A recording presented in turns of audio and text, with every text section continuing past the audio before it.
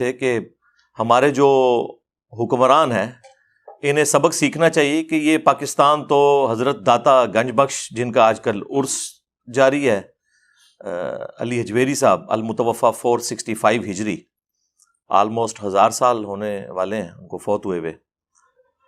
تو وہ پاکستان بنانے والوں میں شامل ہیں. اگر پاکستان کو خزانے میں کمی ہے، گنج اگر ختم ہو گیا ہے، گنج کہتے ہیں خزانے کو، وہ کہتے ہیں گنج بخش تو ہمارے پاس موجود ہے. ہمارے حکمرانوں کو چاہیے کہ بجائے IMF سے قرضہ مانگنے کے وہ ان کے درباروں پر جائیں، ان سے جا کر مانگیں اور استغفر اللہ واتوب الیہ. اپنے بابوں کو جسٹیفائی کرنے کے لیے اینڈ پہ انہوں نے جو حدیث پڑھی وہ نبی علیہ السلام سے متعلق تھی، صحیح بخاری کی حدیث، انما انا قاسم واللہ یعطی. وہ انشاءاللہ میں بعد میں ایڈریس کرتا ہوں اس حدیث کو. تو وہ اپنے بزرگوں کے بارے میں کہہ رہے تھے کہ آپ ان سے جا کر مانگیں، آپ کے مسئلے حل ہو جائیں گے. دکھ کی بات یہ ہے کہ داتا صاحب کا پاکستان، حضرت خواجہ غریب نواز کا پاکستان آج اس حال پہ کھڑا ہے. کبھی یہ IMF سے مانگنے جا رہا ہے، کبھی یہ کسی سے مانگنے جا رہا ہے. وہ IMF سے جو مانگنے جاتے ہو تو کبھی یہاں کے بھی عرض کر دو گنج بخش فیض عالم مظہر نور کیا خدا، کہنے، خدا تمہیں ہدایت دے، تمہاری عقل پہ پتھر پڑ گئے. یہ حضور نبی علیہ السلام کا فیض ہے.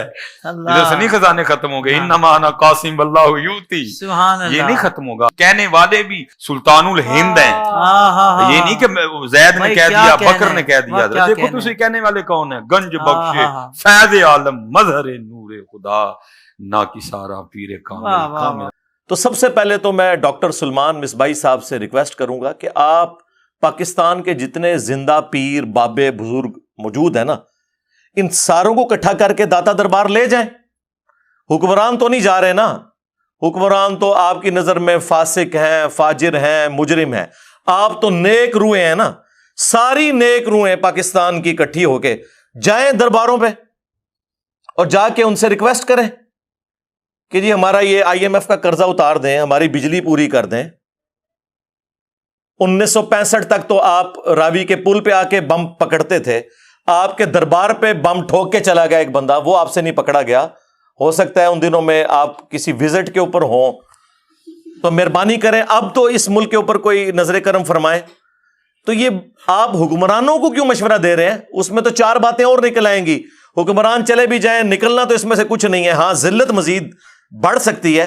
تو پھر آپ لوگ کہیں گے جی حکمران تو آپ کو پتا ہے فاسق اور فاجر ہے، تو بزرگوں نے تو ان کی سننی نہیں ہے. تو آپ لوگ جاؤ نا، بجائے حکمرانوں کو مشورہ دینے کے یہ جو شرکیہ ایکٹیویٹی پرفارم کرنی ہے وہ آپ خود کرو اور پھر نکالو اس میں سے جو نکلتا ہے. اور یہ کہانیاں کروانی بند کر دیں آپ لوگ. اصل میں ان لوگوں نے قرآن و سنت تو پڑھا نہیں ہوا، یہ بزرگ بابوں کی کتابیں پڑھتے ہیں. اور اس کتاب کا تو میں بے شمار دفعہ پوسٹ مارٹم کروا چکا ہوں، کشف المحجوب کا، جو منسوب ہے علی بن عثمان حجویری کی طرف. ہم 1 ٹن حسن ظن رکھ لیتے ہیں کہ انہوں نے نہیں لکھی ہوگی، لیکن ان کے ماننے والے تو انہی کی طرف منسوب کر رہے ہیں. اس کتاب کے اندر باقاعدہ طور پر انہوں نے ٹیمپرڈ تورات کا ایک گستاخانہ واقعہ حضرت داؤد علیہ السلام کے بارے میں کہ وہ اپنی صحابی کی بیوی کے اوپر عاشق ہو گئے تھے اور اسے قتل کروا کے خود شادی کر لی، نعوذ باللہ. اس سے انہوں نے جنید بغدادی کا صحف ثابت کیا. صحف اور سکر کا چیپٹر نکال لیں کشف المحجوب میں، اور رزلٹ نکالا اس جھوٹے واقعے سے. اس کے بعد انہوں نے نعوذ باللہ من ذالک ہمارے نبی کی عزت کے اوپر حملہ کرتے ہوئے زید ابن حارثہ کی بیوی سیدہ زینب، ان کی طرف ایک جھوٹا واقعہ منسوب کہ نبی علیہ السلام کو وہ ایک دفعہ آپ کی نظر پڑ گئی تو وہ اپنے خاوند کے اوپر حرام ہوگی اور بعد میں حضور نے ان سے شادی کر لی، نعوذ باللہ. اور اس سے انہوں نے اپنے بابا جی بایزید بستامی کا سکر ثابت کرنے کی کوشش کی. یعنی اپنے بابوں کی غلطیوں پہ پردہ ڈالنے کے لیے انبیاء کو تختہ مشق بنایا ان لوگوں نے. میں کافی دفعہ یہ ساری چیزیں پیش کر کے ان کے پوسٹ مارٹم بھی کر چکا ہوں. مجھے آج ان چیزوں کے پوسٹ مارٹم کرنے کی ضرورت نہیں ہے، صرف حصول برکت کے لیے میں نے ان لوگوں کا سٹیٹس بتایا ہے کہ جن لوگوں کی طرف یہ آپ لوگوں کو بھیج رہے ہیں، اور پھر کہہ رہے ہیں کہ جی دلیل اس کی یہ ہے کہ جو خواجہ اجمیری تھے انہوں نے یہ شعر کہا تھا، گنج بخش فیض عالم مظہر نور خدا. اور ان کا نام لے رہے ہیں کہ جن کی طرف کتاب منسوب ہے حشد بہشت میں، جو فوائد السالکین چیپٹر ہے، جو پاک پتن شریف والے بزرگ جو تھے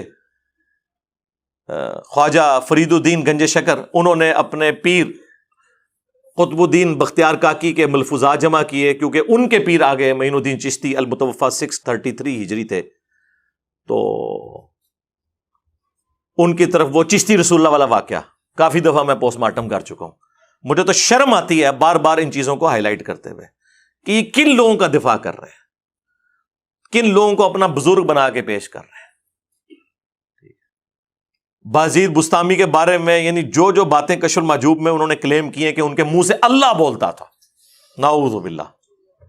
یہ تو ہمارا عقیدہ رسول اللہ کے بارے میں نہیں ہے صلی اللہ علیہ وآلہ وسلم. ہم کہتے ہیں وما ينطق عن الهوى ان هو الا وحی یوحى، یہ اپنی خواہش نفس سے کچھ نہیں کہتے، یہ وہ کہتے ہیں جو ان پر وحی ہوتا ہے. یہ بات سیم تذکرۃ الاولیاء کے اندر بھی لکھی ہوئی ہے، وہاں تو ایک سٹیپ آگے گئے ہیں وہ فرید الدین عطار المتوفا 627 ہجری. پوری دنیا میں بابوں کے جتنے واقعات ہیں نا، جو مصباحی صاحب بھی سناتے ہیں، یہ کتاب 800 سال پہلے فرید الدین عطار نے لکھی ہے، جس کو منگولوں نے قتل کیا تھا. میں بھی منگولوں کی اولاد ہوں، ہاں، لیکن اس ٹائم وہ کافر تھے، اللہ نے ان کو مسلط کیا مسلمانوں پہ.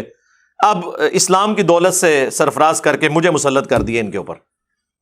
ہاں، تو خود یہ نگاہیں مارتے رہے، اور جب منگول آئے تو منگولہ نے نگاہ نہیں ماری، تلوار مار کے وٹ چڑے سارے ہی.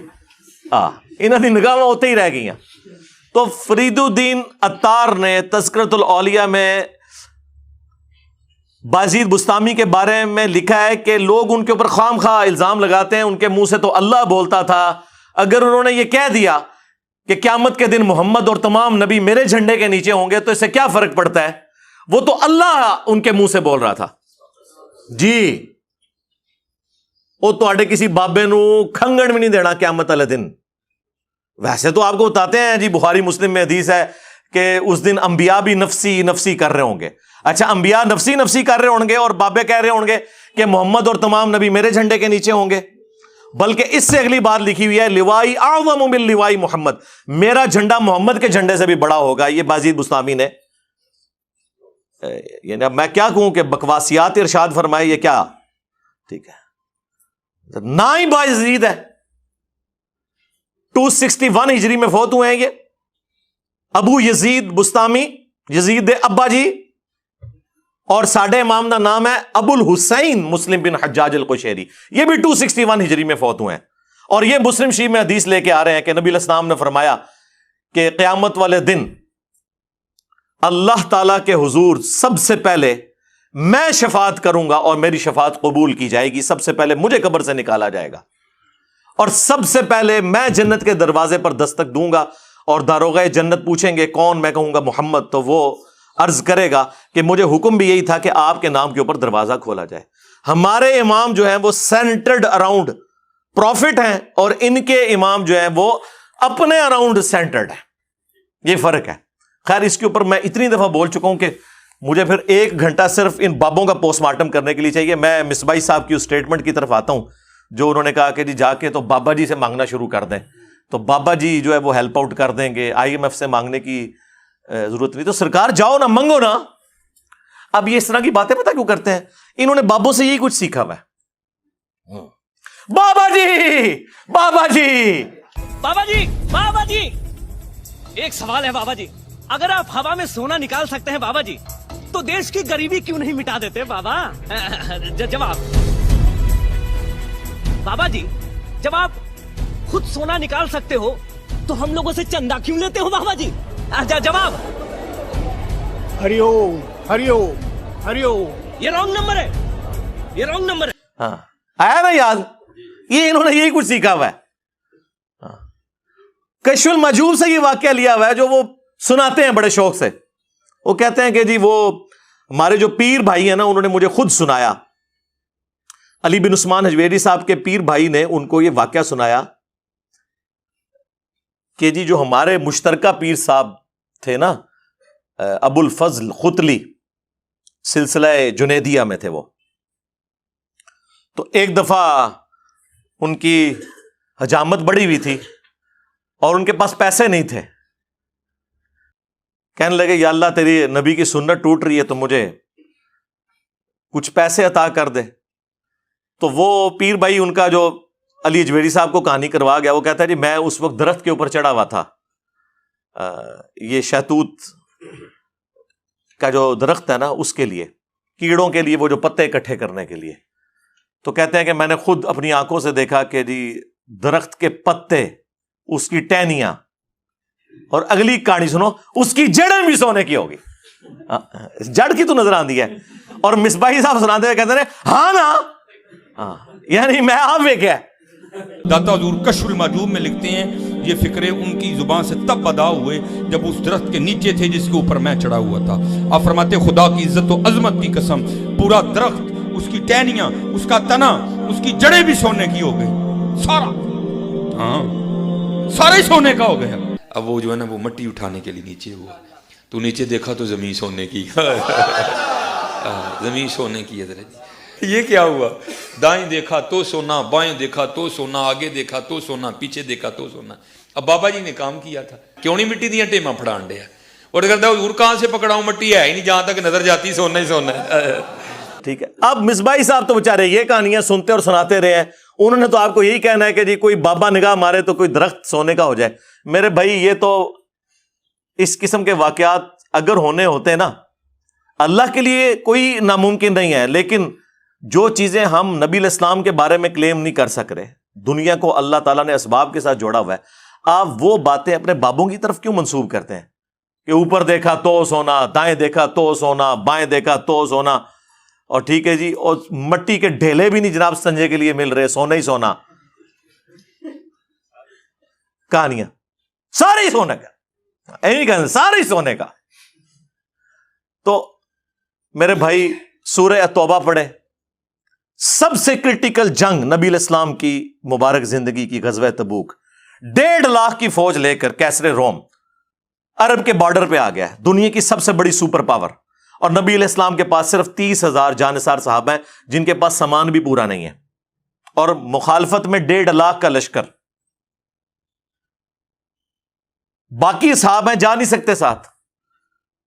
سورہ توبہ آیت نمبر 92 میں اللہ تعالیٰ فرماتا ہے کہ اے نبی علیہ السلام تمہارے پاس لوگ حاضر ہوتے ہیں کہ ہمارے لیے کوئی سواری کا بندوبست کر دیں، ہم بھی آپ کے ساتھ جائیں جہاد کے لیے. تو تم ان سے فرماتے ہو کہ میں کوئی ایسی چیز نہیں پاتا کہ جس کے ذریعے میں تمہاری مدد کر سکوں، تمہارے لیے سواری اور جانے کا ساز و سامان ارینج کر سکوں. تو تم دیکھتے ہو کہ یہ تم سے اس حال میں پلٹتے ہیں کہ ان کی آنکھیں آنسوؤں سے تر ہوتی ہیں، اس غم کے سبب کہ وہ اپنے نبی کے ساتھ مل کر اللہ کی راہ میں جہاد نہیں کر سک رہے. تو اس وقت حضور علیہ السلام نے تو نہیں اوپر دیکھا تو سونا، درخت دیکھا تو سونا، ادھر دیکھا تو سونا. وہ تو ترمذی میں اوپر تلے 2-3 احادیث موجود ہیں کہ سیدنا عثمان غنی رضی اللہ تعالیٰ عنہ علیہ السلام نے اپنی جو دولت تھی حضور کے قدموں پہ نچھاور کی تبوک کے موقع پر، اور نبی علیہ السلام نے انہیں جنت کی بشارت سنائی. تو ظاہری اسباب تو اختیار کر رہے ہیں. نبی علیہ السلام کی تو کہیں یہ تعلیمات نہیں ہے کہ آپ کو پیاس لگے تو آپ جو ہے وہ 10 دفعہ دروشی پڑھ لیں، بھوک لگے تو 10 دفعہ آپ سبحان اللہ و بحمدہ سبحان اللہ العظیم پڑھ لیں. میرے بھائی اللہ نے دنیا کو اسباب کے ساتھ جوڑا ہے، تو آپ اس قسم کی چیزیں کیوں لوگوں کو بتاتے ہیں؟ نبی علیہ السلام کی تو کہیں یہ تعلیمات نہیں ہے. آپ نے تو ہمیشہ اسباب کو اختیار کرنے کا حکم دیا اور اس کے بعد مسبب الاسباب سے دعا مانگنے کا حکم دیا. صحیح مسلم میں تقدیر والے چیپٹر میں آلموسٹ 50 کے قریب احادیث ہیں، 50 to 60. اس کی جو آخری حدیث ہے نا وہ حضرت ابو ہریرہ رضی اللہ تعالیٰ عنہ کو نبی علیہ السلام نے فرمایا، اے ابو ہریرہ جو چیز تجھے نفع دے اس کے لیے پوری کوشش کرنا، اس کے بعد اللہ سے مدد طلب کرنا، کاہلی نہ کرنا، سستی نہ کرنا. پھر بھی تیرے خلاف رزلٹ آ جائے تو پھر کہنا جو اللہ کی مرضی، اگر مگر نہ کہنا، اگر مگر شیطان کا دروازہ کھول دیتا ہے. لیکن یہ اینڈ پہ ہے، کوشش پوری کرنا، پھر اللہ سے مدد طلب کرنا. ہاں گنج بخش فیض عالم نہیں، اللہ سے مدد. اس کے بعد کاہلی اور سستی نہیں کرنی. کوشش بھی کرنی ہے اور کاہلی اور سستی بھی نہیں کرنی. پھر بھی رزلٹ خلاف آئے, پھر کہنا جو اللہ کی مرضی, کہ ٹھیک ہے اللہ تعالیٰ کو یہ منظور نہیں تھا, اپنی ایفرٹ تو پوری پٹ کرنی ہے. یہ